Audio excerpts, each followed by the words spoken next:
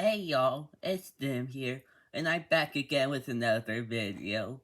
And this time we're gonna be reacting to Skyrim versus Dark Souls, aka Dragonborn versus Chosen Undead by Death Battle. And it's kind of a coming that I would sort of react to Death Battle, so it's about time. And I did already watch the previous episode, Ant-Man vs. Adam. It was pretty good, but not a whole lot to say on it. And yeah, I don't really have that much to say. Let's just see if this episode's good or not. It's looking at the previews, I don't know what this episode's good. Let's just react. This episode of Death Battle is sponsored by Brandon Yates. That's right, Brandon our Yates? Brandon Yates. Oh, it's sponsored by Brandon Yates? Yeah, he makes some pretty cool original tracks, so I'm happy to see that they're sponsoring him. The Chosen Undead, the accursed god killer from Dark Souls. Ooh. The last Dragonborn, the dragon-slaying savior of Skyrim. Resigned to captivity, these two demi-human heroes embraced their destinies and stared down the very gods themselves. And devoured their friggin' souls! Because these two lack specific canon arsenals and that's movesets due to being role-playing protagonists, for this death battle we're giving them everything they have and maxing out all of their stats. Which is totally possible in-game if you're willing to grind. He's Wiz and I'm Boomstick. And it's our job to analyze their weapons, armor, and skills to find out who would win a death battle. That's right. Our story begins at the end. The The great cities of narrator? old have collapsed. The heroes are dead or Oh mad. no, that's just Wiz. My bad. And the golden age It is over. a pretty good Looking out upon movie. their decaying kingdom, everyone would like nothing more than to lay down and die. Too bad for What? them. That's the one thing they couldn't do. The world has been gripped by the undead curse, turning anyone with a mysterious dark sign into mindless, violent hollows upon repeated soul-crushing deaths. That's But there pretty is a dark. prophecy of a chosen undead who will journey to Lordran, the home of the gods, and save the world. Okay. Rotting away in an asylum, all it took was an assist from an unlucky knight and a giant raven before one unlikely hero was ready to claw their way through their progenitor's forgotten homeland. And it helps that as long as they can keep their sense of purpose, an undead will always resurrect at the nearest Yeah, I never heard of Skyrim or Dark Souls before, so this is all just completely new to me. And I gotta say, this lore is very interesting. And I really like this plot. bonfire. Now they might slowly lose their memories, their personality, and their sanity, but the curse gives them as much time as they need to get good. Undead are unnaturally resilient, able to survive being impaled through the chest. They've been chewed, eaten, and digested by what I can only describe as a toilet demon. And they can have their souls torn from their very body, because undead humans don't need... Yeah, I gotta say, this is all very, very cool. Undead loses their soul to humanity every time they die without immediate consequence. Their hollow state is likely a reversion of the previous life force in the intro. their souls to survive. Just pop some of that spicy Sunny D, and they're good to go. Spicy if Sunny. anything, it seems like they get off to it. And speaking of souls, they can absorb the souls of their fallen enemies to increase their power. They're a master with I do not swords, use hammers, your spears, Wiz axes, bows, mode. you name it. And that's without any formal training. With the right stats and setup, they can be anything from a cartwheeling assassin to a dragon-smashing tank. To the Okay. giantest of dads.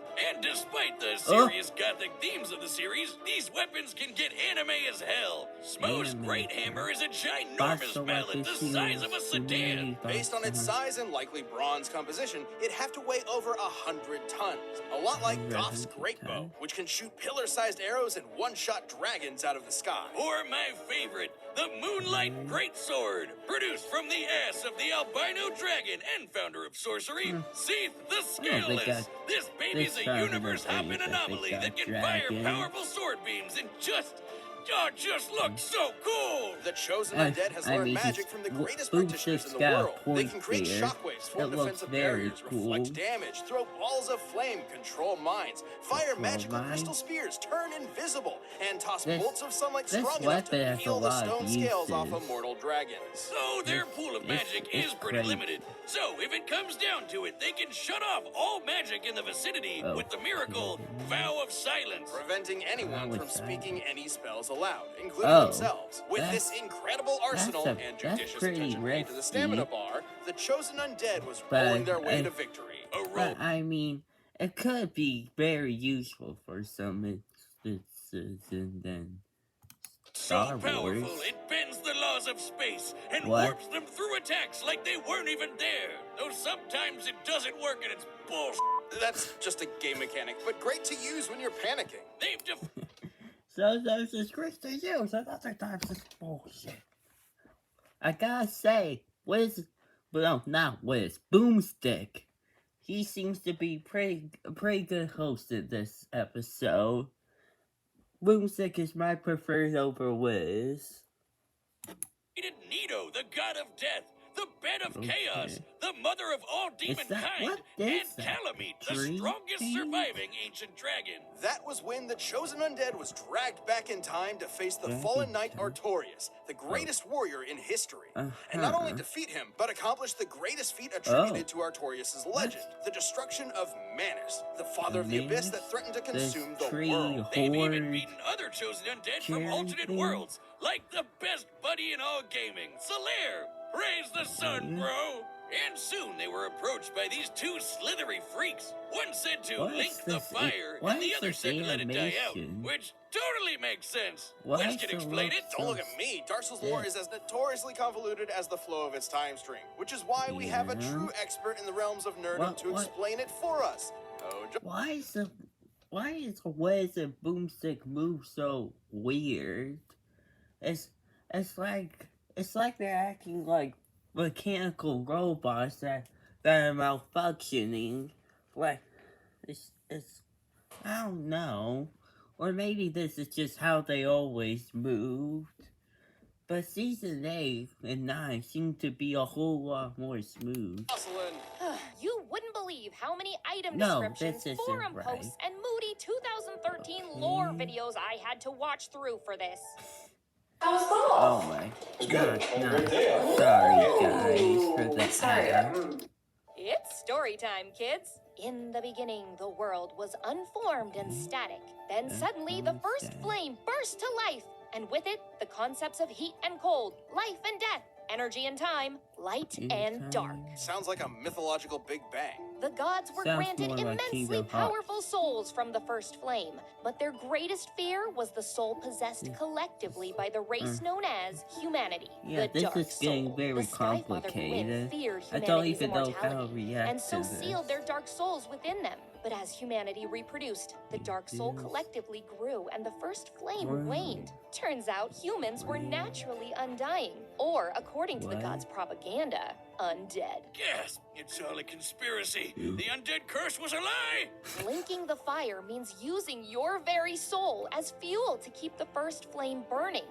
If an undead champion believes their immortality is a curse, they'll do anything to prevent it, including burning fragments of the dark soul to keep the age of the gods going. So you're a pawn in a game played by decrepit gods desperately clinging to power. Well, that's a huge bummer. They might look like a depressed... How complicated is this?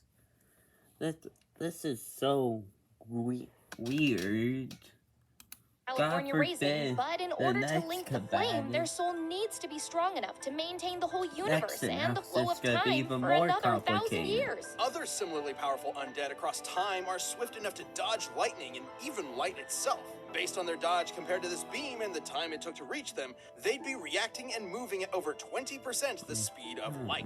At the end of their quest, they faced down and defeated Gwyn, the Lord of Cinder, long hollowed from linking the flame 1,000 years ago. So, which will you choose? Link the fire and prolong the current age? Or let it fade until only dark remains? This is the probably biggest link the bummer of them fire. all. Truth is, it never mattered. The cycle just continues age after age, with new heroes replacing the old ones, until the chosen undead was long forgotten. Until this the is infinite march of depressing. time ground the world to ash. It was never about the happy ending.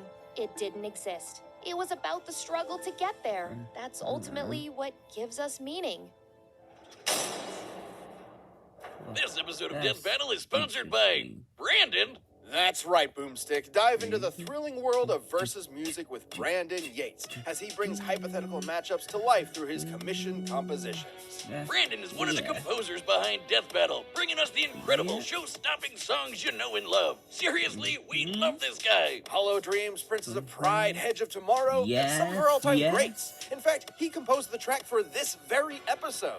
Oh, We'd love it if you supported Brandon's work and enjoyed more of his music by subscribing to his channel and following him on Alright. Spotify. Ever had a matchup you just want to see on the show and you just wish you had the music track for it? Well, fans of Yeah. Death Battle have been loving Brandon's music for years, all commissioned by fans like you. We're talking hundreds of commissioned songs, all for hypothetical episodes of Death Battle. Everything from hard rock to jazzy to electronic to orchestral choirs. all And because right. Brandon is literally one of the main composers of this show, every track he makes sounds straight out of Death Battle itself. Yep, Love the music from Death Battle? Then don't wait. Subscribe to that's it. I'm gonna have to commission Floppy versus Kermit the Frog when I get the chance, guys. We're gonna bring that to life. Brandon Yates' YouTube and follow him on Spotify right away. I will. Hey, you're finally awake. Welcome Yeah. to the Frosty Viking paradise of Skyrim. Visit the quaint Skyrim? Nordic villages. Oh, Hike so up that's to the what throne was of the Dark world. Souls. Marvel at the beauty of Blackreach. Hey, So the Dark Souls lore is very complicated.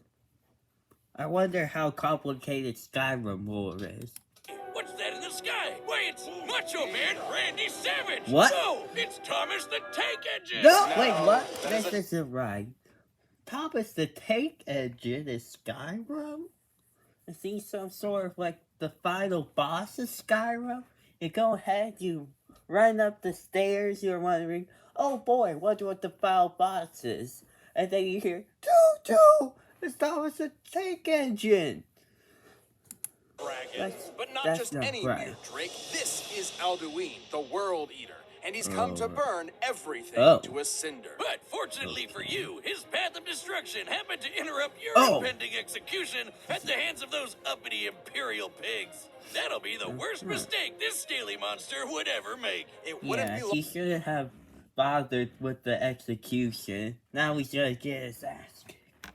long before you escaped the destruction of Helgen and defeated a dragon yourself. Then absorbed its freaking soul. That could only mean one thing. You are a being born with the blood and soul of a dragon in the What? body of a Nord, or elf, or Khajiit, or lizard dude destined to battle Alduin and save the world. In their tongue, you are the Dovahkiin, Dragonborn. In their quest to Alright, rid Tamriel of Dragonborn. Alduin's dragon army, the Dragonborn became a jack of all trades, master of all. Act Your Yeah, no Age, wonder. Bounce Original Series. Go to bouncetv.com to see where to watch.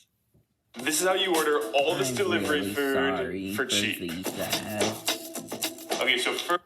I should probably just get YouTube Premium or find a way to get rid of these ads. They learned to be a master assassin with the Dark Brotherhood, a master sorcerer with the College of Winterhold, a master thief with the Nightingales, a master dragon hunter with the Blades, and a master good boy who's a good boy, that's a good boy. That's They a even good fought in the boy. Skyrim That's Civil right. War on the side of the We Imperial need the Legion, master good champions of boy. You mean the Nordic War for Independence on the side of the Stormcloaks? Those elf-funded Nord supremacists? Better than those jackbooted Cyrodiil fascists? But what else could I expect from a monster who steals from innocent villagers by sticking buckets over their heads? They can put their Disappointing, skills to good I use must with an admit. absolute glut of weaponry. Dragonborn, I'm gonna have to tell you this. Chosen Undead is gonna kill you.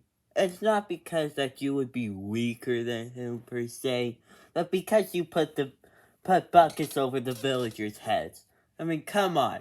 We need justice for those villagers!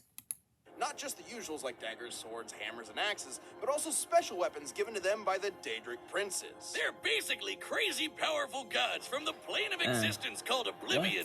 From that Wasgily Wabbit Sheogorath, the Dragonborn received the Wabbajack, a staff that casts a completely random spell on its target, from disintegrating them to healing them to turning them into a chicken.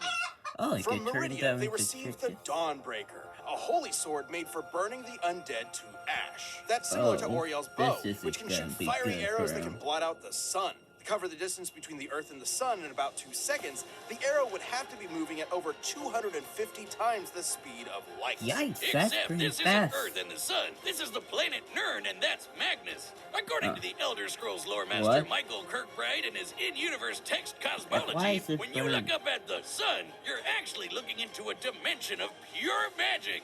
Confused yet? I am. Exact measurements here are difficult to I've make, been but if confused anything, the this distance entire should be time. much greater. Speaking of magic How bullshit, I the can't even, Dragonborn don't can even heal know how to themselves, cast talk wards, about and this, other than, wow, this is complicated. destructive elemental spells, control minds, conjure weapons, and summon lesser Daedra to help them out in a scrap. They're an especially powerful mage because their mana recovers itself automatically over time. They'll never truly run out of firepower. But as a Dovahkiin, the ability they're most famous for is the Thum, or shout. By speaking the words of the dragon language, they can manifest their will into reality. So Like this the is classic more normal. Fusrana, an unrelenting force which can knock your neighbors into next week. Or Soul Tear, which removes the soul from your enemy's body and stores it in a cute gem. Yeah, this like looks so. more like the standard stuff. Wait, why didn't anything? Oh. Student loans, man. Something had to cover the down payment. With these shouts, the Dragonborn can summon country-spanning storms, slow down time, and even call upon a dragon for help. Odahviing. Dragons may look like scaly reptiles, but in reality, they're immortal demigods older than time itself. They're the children of the chief god of Tamriel's pantheon. The Dragonborn is an unstoppable force of nature. If they happen to take any damage, they can just drink a potion or nosh on a cheese wheel and be good as new. And they can carry up to 100... I guess I could go ahead and go to the store and grab cheese wheels, and then that'll help me recover from that broken bone I had the other day. 150 cheeses at once, my treat. What? Assuming these abnormally large cheese wheels have an average weight of 70 pounds, we can determine that the Dragonborn can carry up to 10,500 pounds of cheese. And that makes sense, pretty considering nice. they can match muscles with giants, who are so strong they can shatter the game's spaghetti code to pieces. The last Dragonborn has battled the vampire Lord they can Harkon, destroy ended the game Skyrim's Civil itself. War, and defeated the first Dragonborn, Miraak. And according to the book The Guardian and the Traitor, Miraak was powerful enough to tear apart the island of Solstheim from Skyrim's mainland. By comparing the size of various countries on Tamriel's map, we can determine that Solstheim is a landmass nearly 1,500 miles in diameter. In order to move that much land over the course of their fight, Miraak's magical prowess must have output an energy over 300 teratons of TNT. That's 3 times the impact of the asteroid that wiped out the dinosaurs. Not too crazy when shouts can get strong enough to shake the world itself. It wasn't long before the Dragonborn confronted Alduin in Nord Heaven and put an end to the World Eater once and for all. Yeah, but that is literal. By absorbing the souls in Skyrim's afterlife, Alduin was powerful enough to devour everything. Not just the planet of Nirn, but the Kalpa, the entire timeline past, present, and future. That's the level of unimaginable power the Dragonborn is dealing with here. Tamriel is no stranger to great heroes across its vast, sprawling history. The Nerevarine, the hero of Kvatch, all magnificent in their own right. But when you heard that shout echo through the mountains and the death throes of a dragon defeated, you knew it could only be the Dovahkiin. Dovahkiin, Dovahkiin. Dun, dun, dun.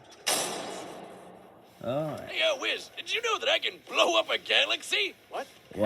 I signed up for a Death Battle YouTube membership by clicking the join button on any Death Battle video or the YouTube channel. Confirmed? You can pick from 3 different tiers full of extra goodies. base form champions get special badges, emojis, live chats, and the Death Battle Discord. Right. If you go with planet level, you can watch all sorts of exclusive videos and see Death Battle before anyone else. Then there's Galaxy level, which nets you all of that, a whole Rooster Teeth first membership, and the power of ultimate destruction. Can't confirm or deny that last part, but it sure sounds impressive. What are you waiting I for? can blow Join now up. to This become a is the champion. Milky Way, guys. It's confirmed. All right, the combatants are set. You've run the data through all possibilities. All right. It's time for a death battle! You right. That's right. Let's watch this. This is my comeback. Start yours at purdueglobal.edu. I need to get you. Albion Online is a sandbox MMORPG in which you write your own. Ah, here we go. Stop this fool who would let the flame burn the age of humans to ashes. Oh, ooh, that's alright. That's cool. This actually looks much better than I thought it looked like. Oh, okay. This is actually looks a whole lot better than what I did originally. Or maybe it looks very similar. The funny clip. Alright, walking with the hammer. Choosing the bow. Alright, pretty good. Oh. Oh, just hit him with the knee. And then he decided to take that personally.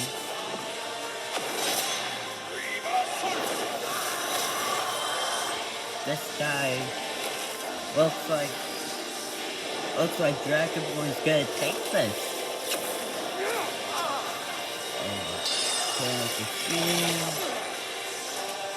Oh, he hit him in the heart with that icicle.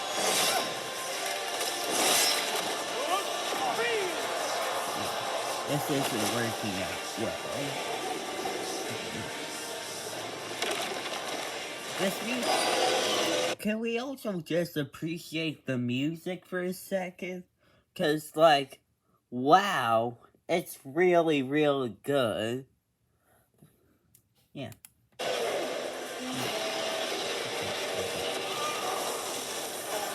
Okay, it looks like he's... No, most likely... Oh. That was kind of a goofy fall. Alright, he's lagging all over the place. It's just getting epic. Starting to get into more destruction. Okay. He's getting some secret stuff.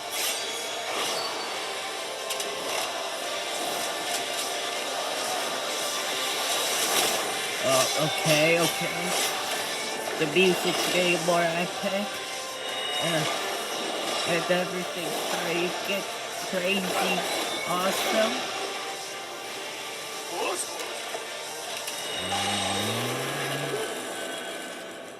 Oh, his voice is gone. Everything's more silent. Prepare to die.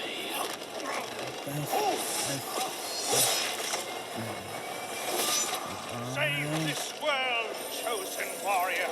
Bring the fire.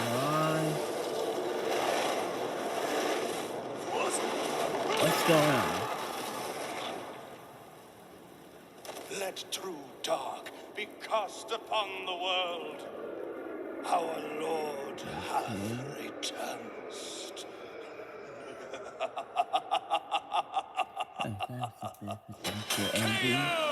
So it looks like Dragonborn won. God, this boss is bullshit!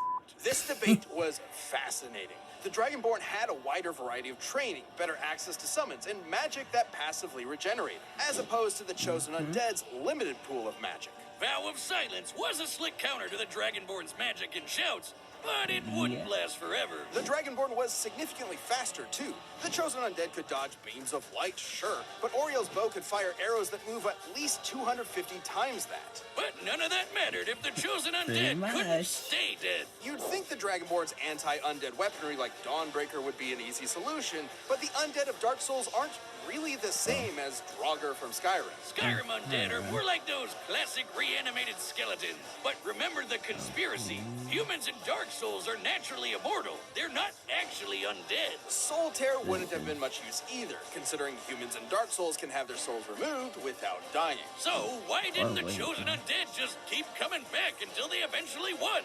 Like with any Dark Souls boss. One word, power. The Dragonborn had way more and greater feats of raw power than the Chosen Undead. Oh yeah, like summoning country-spanning storms with a single shout, or defeating Mirak, who split a continent. There's also the lore. Both characters are essentially mythological demigods in the same kind of vein as Hercules or Sun Wukong.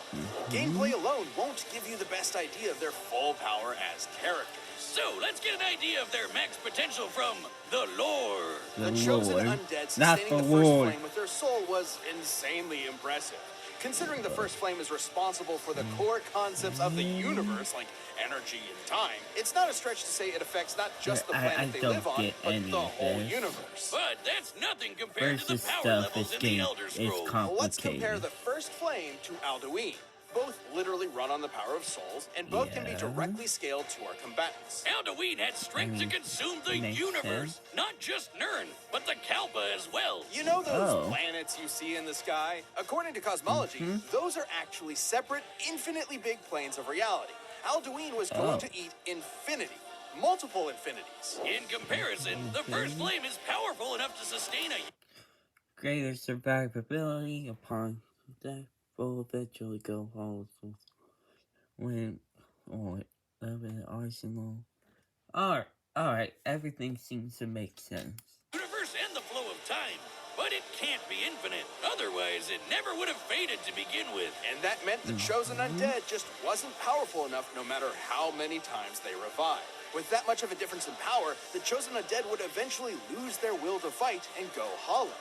It's not traditional, but it is a form of death in Dark Souls. The Chosen Undead was surely tenacity personified, but still wasn't enough to stand up to the Dragonborn's incredible skill, broken arsenal, and overwhelming power. The Chosen Undead could only last so long before they flamed out.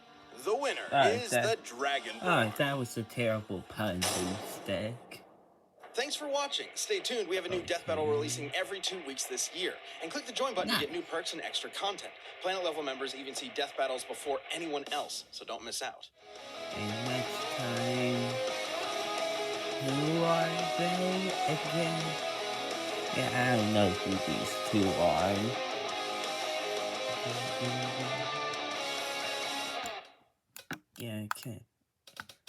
I can't say that I don't know who they are, 'cause I don't, but I probably watch it anyways.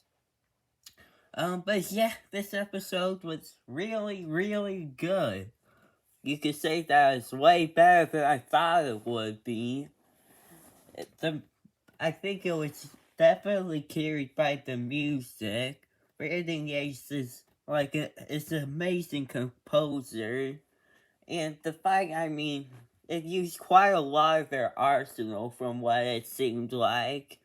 And the swords seemed to the results sort of seemed to go into the fight as well. As well, the ability that Undead has that makes it silent, he uses it in the fight. And Dragonborn was sort of in a pickle there for a bit. However, Dragonborn seemed to be way more powerful than Undead in the fight as well, and his arsenal was too much for him. But yeah, with that said, I'll just see you guys later. Peace.